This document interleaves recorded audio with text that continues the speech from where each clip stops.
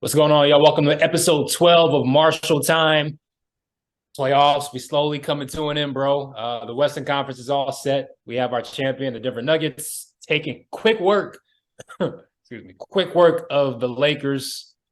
Obviously, of course, the Eastern Conference, the Heat taking a 3-1 lead over Boston right now.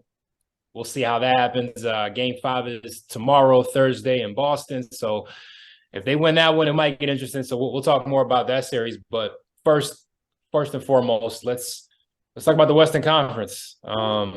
Denver, we talked about it even before this series. I felt like they've been the most consistent team in the Western Conference from the beginning. And I know people they didn't want to believe in them. They still wanted to hold out and see, but everything that, I had talked about pretty much is what I saw. Obviously they have the best player in this series, Nikola Jokic. But outside of that, just the way that they play, the energy, the way that the guys play off of the Joker. I just felt like the Lakers, they made some improvements. They are better, but they haven't proven to me that they can sustain a effort offensively and just effort defensively against a team like Denver. I just didn't believe in it because Denver is relentless. Like those guys are going. Bruce Brown, Kentavious Caldwell-Pope, he stepped up big. Jamal Murray's been amazing. So, at the end of the day, Denver was the better team. And they've been the best team in the Western Conference, and they've proven it. So their first trip to the finals, shout outs to them. And I'm happy for that franchise. I'm happy for the Joker, Jamal Murray. Just, man, they've been impressive all year, and they got the job done. They've been the most impressive team in the playoffs, hands down. Yeah, I agree 100%. I didn't pick them to win. I knew they had a chance to win, and the main reason I didn't pick them to win is because I didn't think that their role players were really going to step up and really do their job. But you said it best. It's that simple. They played as a team, and they were the better team in the end. And everybody did their part. Jokic was playing his game. Jamal Murray was getting buckets. KCP was knocking down threes. Michael Porter, Aaron Gordon, and they played great team defense. They were gang rebounding, moving the ball well, running out in transition. That's what stuck out to me. You see a lot of times, like in the playoffs, like we talked about before. People always say the game slows down, but the Nuggets, they were able to get the ball off the glass and go. And that's a big credit to Joker. That's a big credit to the wings running. Even Aaron Gordon just being an athletic forward, being able to play defense, grab boards, and run the floor. It was just real impressive to see that because we see a lot of times these number one seeds. We seen it this year with the Bucks. They do good in the regular season, and then you get bounced first round, second round. And it's like you were frauds the whole time. But I gotta give a whole bunch of credit to the Nuggets because this is something that they've been working towards. And just seeing a team that was built organically, through the draft. Of course, they had their, free agent signings, here and there, but they stuck it out, man. They stuck with the same coach, same core players. They added along the way, but just big credit to them.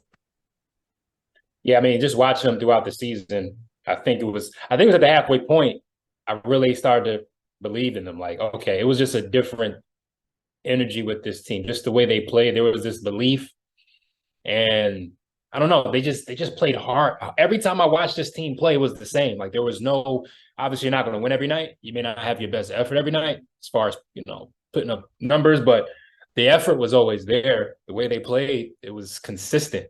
And any team that shows me that, I'm buying stock in when it comes to playoff time. If you can sustain that level of play, if I can trust in your style of play and your effort, this is what we're seeing in Miami. Like we know when you face Miami, it may not be pretty at all times. They may not make all their shots, but more often than not, they're going to play hard.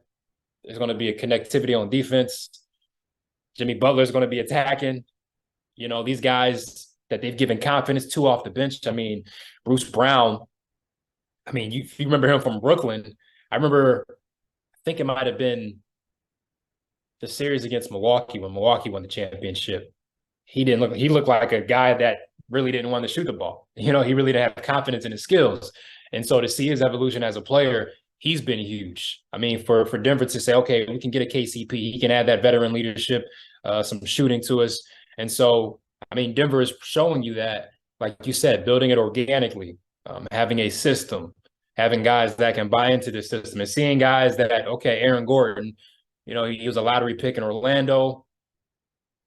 maybe miscast in Orlando, but now in Denver, he's in his perfect spot. He's not relied on to be the number 1 or 2 option, not even 3 option, because you have, MPJ there, right? But okay, play your role, be a tough defender, hustle, and you're gonna be looked upon as a possible all-star candidate in the future. Who knows? So um, Denver, once again, these teams that have made these runs and won championships, it starts from talent evaluation, talent development. I mean, the Joker was drafted 2nd round, like Michael Porter Jr., he was one of the better players, the top player in his high school class, but due to injuries, he slipped. But kudos to Denver. While all those teams passed up on MPJ, okay, let's take a chance on him. Let's see. To see what you can get from a Bruce Brown.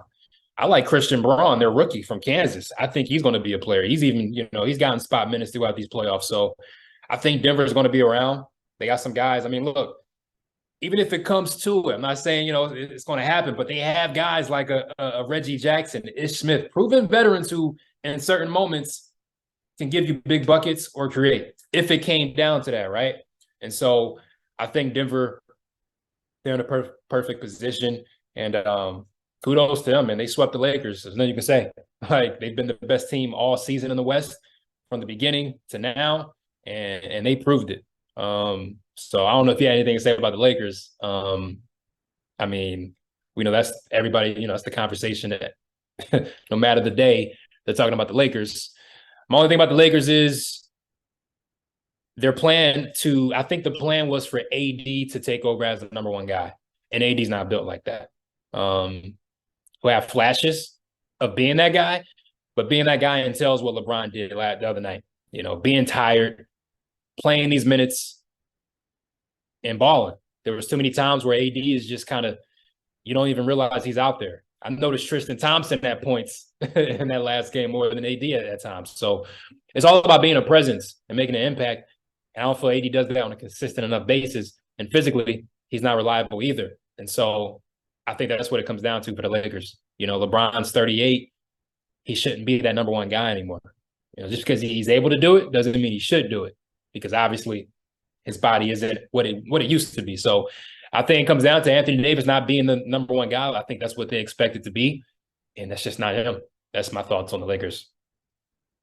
Yeah, I don't know, man. Anthony Davis, I just don't know what it is. He has all the talent in the world. He has all the physical attributes, but it's just like he's not hungry anymore, man. It's like when he was in New Orleans, we first got to the league, he was a monster. You know what I mean? And even when they won the chip in the bubble, he was a monster. He was shooting it much better. He was playing more aggressively. But it's like you can tell he doesn't work on his shot as much anymore because it's broke now. He's not as aggressive on defense. He'll have his moments when he's playing good defense, but it's not consistent throughout the game. Like in that elimination game, the dagger bucket was Jokic took him off the dribble from the 3-point line to the rack and bodied him. And I'm like, Jokic is like slow, bro. He shouldn't be doing that to you. I know he's stronger than you, but from the 3-point line to the paint is crazy. Like, so it's kind of like he's just not hungry anymore. And I think Bron sees that, and Bron doesn't have time. He doesn't deserve it, he's an all-time great. He doesn't deserve to have to see a younger player that's supposed to be, one of the best in the league act like he doesn't care when Bron is giving his all. You know what I mean? Other teammates are giving it their all too. So I don't know. I think that's the problem. The Lakers, it really depends on what Bron wants to do. If he retires, if he wants to go to a different team. If he does retire, go to a different team, they're going to have to restart because AD is not it. Like we said, he got the injury problems. He's not motivated, I don't think. So, yeah, they just going to have to restart. But it's the Lakers. They'll find a way to get a free agent or somebody to sign because it's Los Angeles and they have the prestige, they have the history. So that's that. But right now, it's not looking too good for the future. Just depending on what Bron does, though. We'll see. Right. Yeah, we got all summer to see what the Lakers do. But shout outs to Denver for getting it done. The fan base, they deserve it. They've had some solid, some good teams over the years. The Carmelo Anthony era, AI, those guys. So shout out to them for breaking through. Now to the Eastern Conference, where the Celtics avoided the sweep. I didn't think we would have 2 sweeps. I just felt like that's not going to happen. So I'm not surprised that Boston won game 4 because, when they've shown throughout the season and throughout these playoffs, when their back is against the wall, when they really want to play and actually show effort, they're a legit team. It's just you don't know which team is going to show up. I mean, these were questions during the regular season. Like they had losses against Orlando. Like they just played against teams that they shouldn't struggle with, but they would struggle. And you're like, okay, what's going on? They just like some things over the past 3 games prior to their win felt like something was missing. And obviously, Joe Mazzulla is getting a lot of the criticism, and he should. I mean, he's not the total blame, but he was put in a tough position, right? Ime Udoka, we know what happened to that. Right before a training camp, boom, Joe Mazzulla, 34 years old, hasn't even been a head coach or, I mean, assistant coach prior to this position in Boston, right? First head coaching job. Will Hardy goes to Utah. Damon Stoudemire leaves to go to the college game. So you're not surrounded by any really, I mean, I don't know what type of experience they could have filled those open spots with, but they didn't. So I think Mazzulla was put in a tough spot to where if you win, you're expected to win, right? This team just won the East last year. You got Tatum, you got Brown, you added Brogdon. But if you lose, obviously we know where it's going to go to. So obviously Mazzulla, his lack of ability to call timeouts, the adjustments, we know he has things to learn. But I'm not putting it all on Mazzulla. This is a group of guys who have been here. I mean, they've been to a few Eastern Conference finals now. They've been to a finals, right? Like these aren't guys new to this. And so to see the lack of effort in game 3 specifically, it was very it was very alarming just to see the lack of effort. They're like a team that just didn't want to be there. Miami just took their spirits, honestly. And the one thing when talking about Boston, it's like the only team that can get in their way is themselves. And Miami is the wrong team to go against. You can get away with it against Atlanta. You can even get away with it against Philly because we know what Philly does. But you cannot get away with that against a Miami team with Jimmy Butler, with Eric Spoelstra as coach. They will see that and they will jump on it and they will get confidence. And that's what we see with Jimmy Butler, Gabe Vincent, Duncan Robinson, Max Strus, Caleb Martin. I mean, these guys are going crazy, right? So I think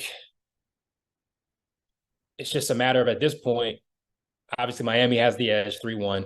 I think Boston can win game 5, but then expecting them to go back to Miami and win again, that's a tough order.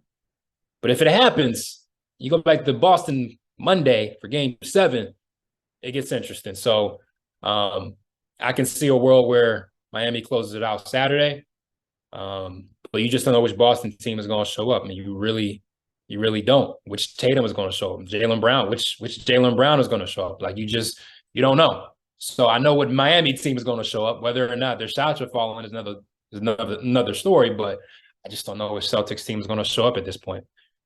So that's I'm surprised though that it's gotten to this point. I thought Boston would win in 6, but this has been a shocker. Yeah, I think everybody's been surprised. Anybody told you that they had Miami going up 3-0, they're lying. Okay. Most people had Boston winning the series. If you did have Miami winning the series, it was in 6 or 7.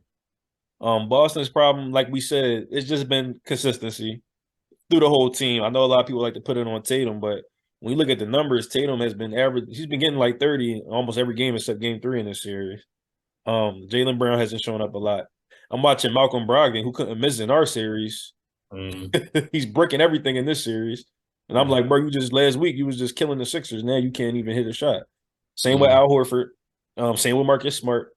It's just like I don't get it. And Mazzulla does take some blame. He does, but like you said, he was put in a tough spot.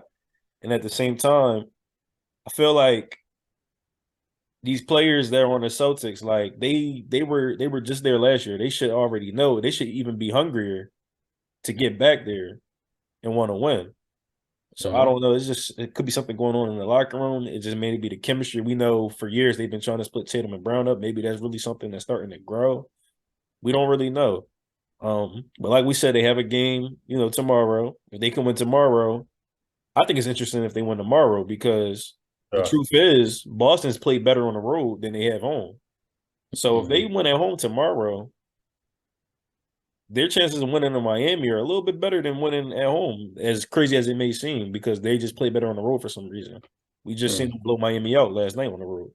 So I don't know. I do tell you what, if it goes game 7, Boston is winning. That's put my money on for sure because they just have to at that point. But they have a long way to get there. So we'll see. Yeah, I got to see how they I got to see how they win tomorrow Yeah, because in close situ in close if I don't know if these games are close between Boston and Miami, I just trust Miami. Boston has I struggled in trust close games. I trust Jimmy Butler to make the big bucket. I trust the role players to make big shots. I trust Spo to call the right plays. So last night was the perfect night for Boston. It was they rallied, they won handily, right? I don't trust Boston in close games against this Miami team. Against Philly, against Atlanta, it's a different story. But against Miami with Jimmy Butler, I think he's proven himself. Like you don't even want to play around with that. And so I got to see how they win tomorrow. And Saturday, if there's a game 6 on Saturday, it will be interesting. But if it's a close game, I'm just keep saying it. I don't trust Boston. Like I don't trust them mentally. I don't trust them to make the right play because sometimes they get a little too careless with the ball. And if their shot's not falling, it all falls down. You know what I mean? So I say they win tomorrow. I got to see how they win tomorrow though. I got to see it. I think it's going back to Miami though. I will say it's going back to Miami. What you think? I just don't know with Boston. I'm gonna say it's going back just because I know that they're capable of doing it, and I feel like they're Yeah. due for like a home win. You know what I mean? It's like these game fives at home, they seem to struggle. I feel like they're Mm-hmm. due for one, so Mm-hmm. I'll pick them to win. And like I said, if they win tomorrow, it's interesting to me at that point because Yeah. it's just two more games, and like I said, they play better on the road than they do home, which is crazy. But Right. that's the team they are right now. Two best. I mean, it's safe to say the two best players in the playoffs have been the Joker and Jimmy Butler. I mean, pound for pound. I mean, who else would you put up there with them at this point?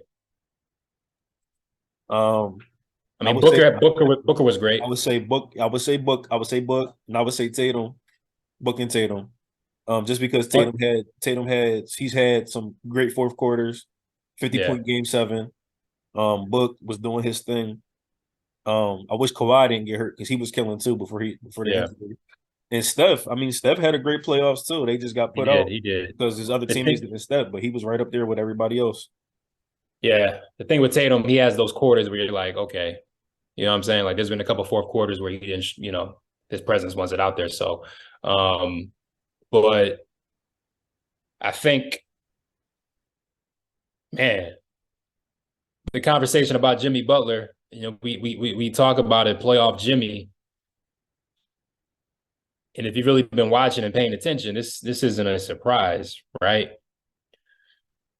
Um, I think what hurts guys like Jimmy Butler is, I guess, the style of play, right? Like he doesn't wow you with anything, right? He doesn't wow you with the handle, but he surely is good enough to handle the rock and get to his spots and get a bucket.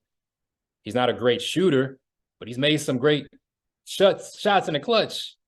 He's not like this jumping up dunker, right? Like going crazy in the air. But when it comes down to it, he's led a team to the finals. He led Miami to the Eastern Conference Finals last year, went 7 games against Boston. People may not even remember that. And that could have went either way. And he went crazy last year. And he was injured. And then what he's done this year, right? Against Milwaukee, against New York. We talk about great players. We talk about what? Can they make others around them better? Can he lead?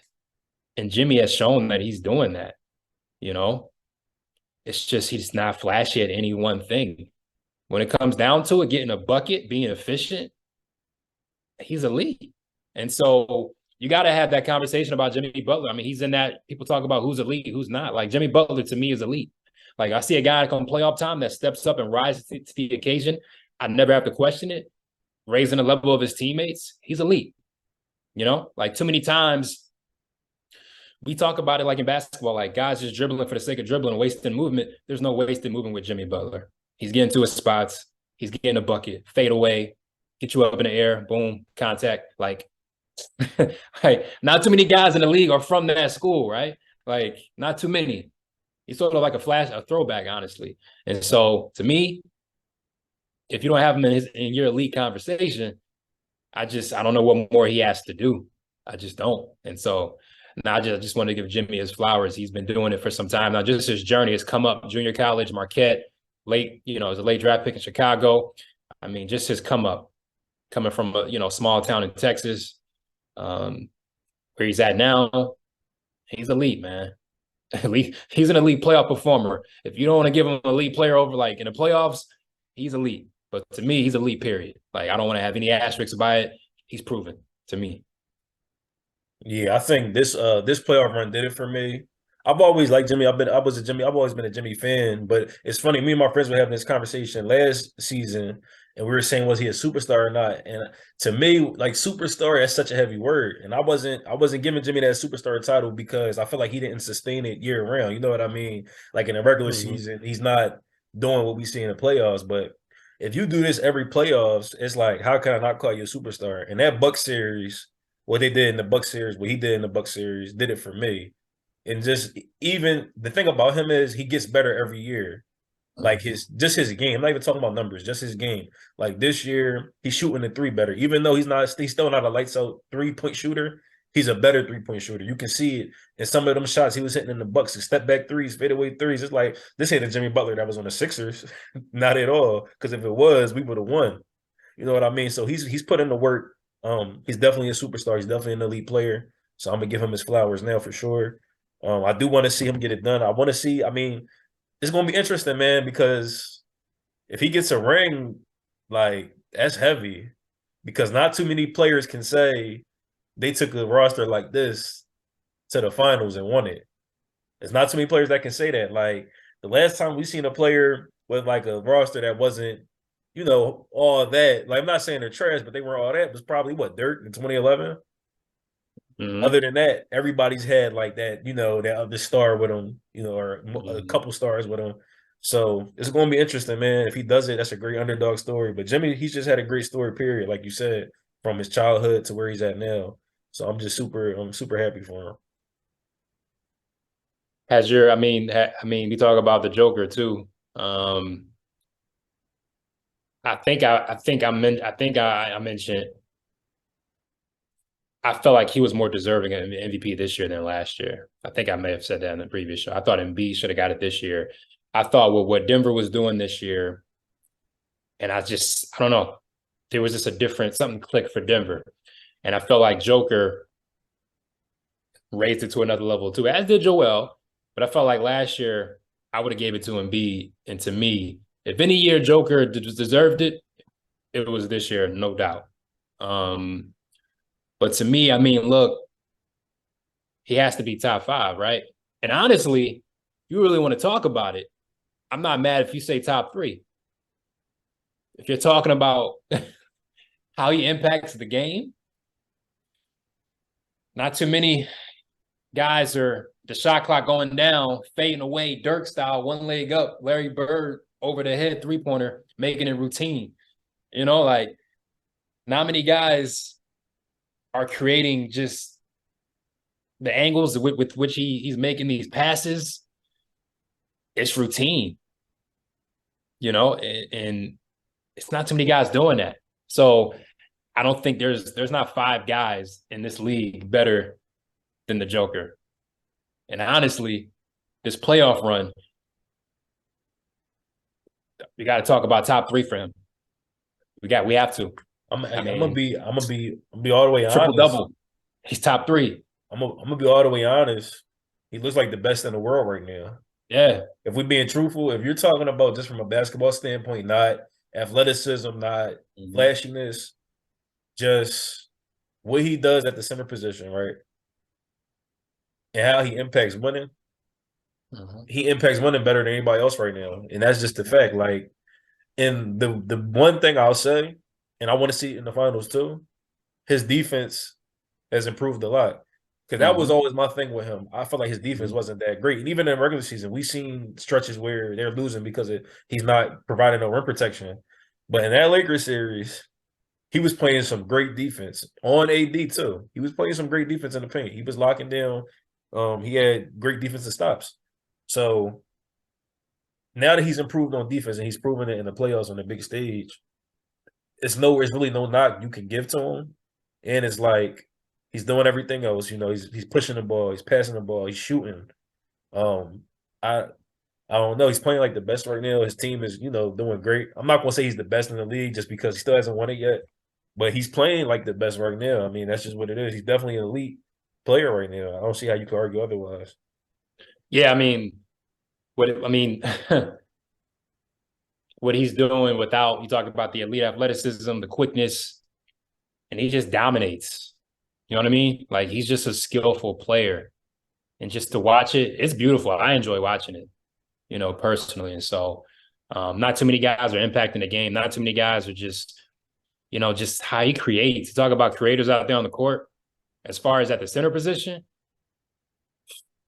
man, he's probably the best I've seen as far as creating. You talk about like a point center almost. Like, I mean, I'm trying to think if it's me watching basketball, how many centers can even compete with how he creates and passes the rock out there. It's been centers that can pass, but they can't put the ball on the floor like him. Not like what he does. Right. You know what I'm saying? Like, yeah, it's different. It's different, man. And he can make shots at different angles. Like, I don't know how you defend this guy. I really don't. It's tough. Like, sort of like Luka in a sense, like, right? Like, you're not going to speed Luka up. He's going to get his shots off, right? Like, so closer to the season, next season, we'll do our like top 10 list. I think that'll be fun. Top 5 is always, it's the usual guys, but I think that second tier 5 is always interesting. So we'll let these playoffs, finish out, and we'll see what Vic does in the summer league. He might show up on my top 10, but that's what I'm looking forward to the most, honestly, coming up. See what Vic does in the summer league. I'm ready for that. The draft coming up next month, but. So yeah, we'll see well, Denver's just chilling. I'm glad we still got more basketball to watch because we're about to have some quiet nights for basketball if Miami would have taken care of the job in game 4. So I'm glad they got the job. I'm glad Boston got the job done. At least give us a couple more games. Give us a couple more. That's all I'm asking. And then we'll have the finals at the start of June. And then we'll preview that matchup once we know what it is. We don't want to assume it's Miami because anything can happen. If Boston wins game 5, you never know. But it'll be interesting. I'm not sure who I would pick right now, honestly, either way. I think Denver has been the most impressive team. I will say that. And I think the Joker factor will give me the edge against either one of these teams, personally. That's what I will say. That's where I'm leaning. So. Yeah, I think whoever if the Heat make it, and even if Boston makes it, you could pick them and feel comfortable with it because it's like the Heat, they beat the odds, and the Celtics, if they come back, they really beat the odds. So it's like, I don't know, but like we talked about months ago, like Denver, they're like at the top of every statistical category. They just been dominant all year, even though a lot of people didn't really take them that serious because it's the regular season.